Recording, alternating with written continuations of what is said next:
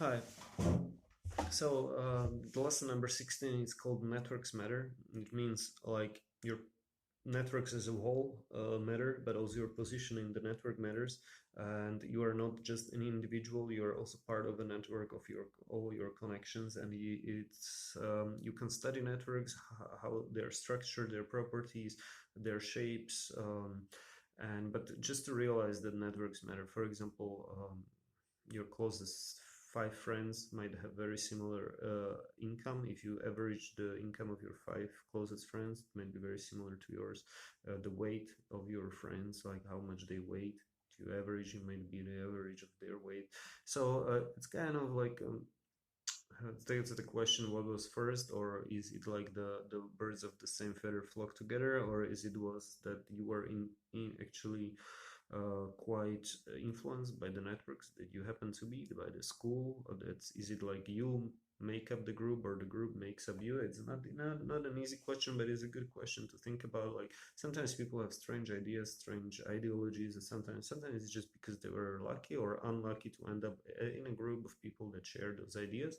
They want to be part of that group, and so they spread the same ideas. Sometimes those ideas are very arbitrarily, like some strange beliefs, but the stranger the belief, the more it kind of binds the group together, because you can virtue signal, or you can signal belonging, your identity belonging to that group by really strange ideas. So again, but looking from a network effect is something similar to Matthew effect. Matthew is from the quote from the Bible that the rich gets richer, poor gets poorer. And this network effect is kind of similar. Like once you have a lot of a lot of connections, you might get more connections. Just as a result, it's kind of like a snowball effect. Like the ball, the bigger it is, the more snow it gets.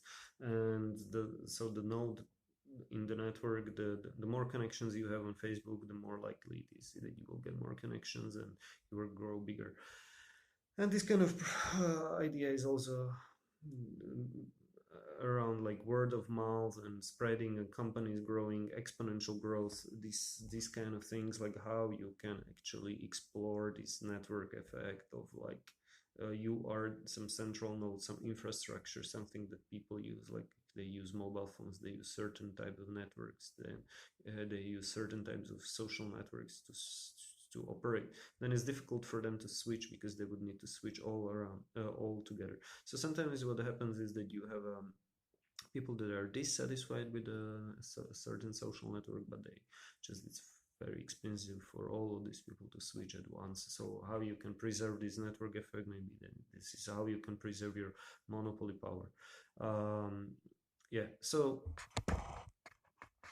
these kind of ideas that networks matter, networks of certain properties, how they are interconnected, also where is your position in the network, and they matter a lot also for these issues like solving poverty. It's like it's not enough to just maybe give someone money, but it's also what is their position in the network, what is their connections, how they are influencing them.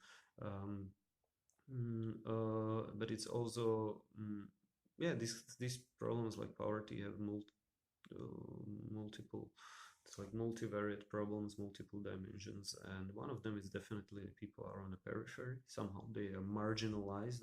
It's just the name is like you are on a periphery. So like if you are in a very small village, born in a very small village, raised in a very small village, or the village, if the village doesn't have a good connection to internet, or doesn't have a sewage system, and doesn't have electricity, you're maybe much more marginalized than people who are born in the city of New York. They might be different races or different cultures, different backgrounds, but still, if they're, for example, from a wealthy, privileged, or rich background, sorry, I don't want to use now these terms.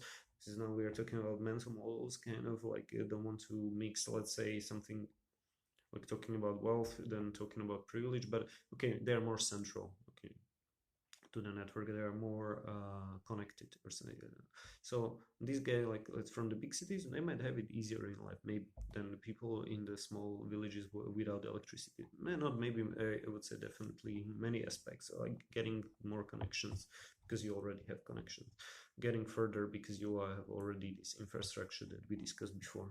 Okay, so the idea that networks matter is a strong one. We need to explore it further, but there is this thing, network effect, that kind of creates this monopoly power, and it's important to think about individuals, not just as individuals, but also as parts, as small nodes in a big network. And the network needs to be connected. How they are connected is maybe even sometimes it's better if they are small groups, people who meet regularly, actually in person. It's better than if you have many people connected to many other, but these connections are loose. They don't meet ever. They just discuss online. Sometimes these networks are actually not so good at building civil societies. So the properties of network matter a lot.